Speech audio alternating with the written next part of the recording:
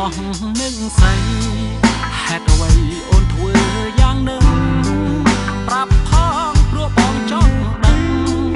ថាតើបងខុសអ្វីទៅចង់ដឹងហេតុផលខ្លាំងណាស់ទោះបីជាខុសឬត្រូវមុននឹងស្នេហ៍យើងបែកផ្លូវកុំឲ្យនៅចិត្តសង្ស័យបងមិនយំមិនអត់វ៉ាព្រោះអន្តក៏គ្មានបំឡៃប្រាក់ហេតុផលមួយម៉ាត់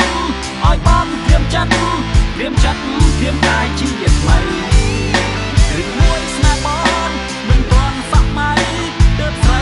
ដូចកាយចិត្តដែ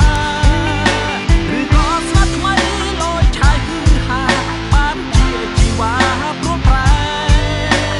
ខ្វះប្រភពស្នេហ៍បងគ្មានអាឡ័យ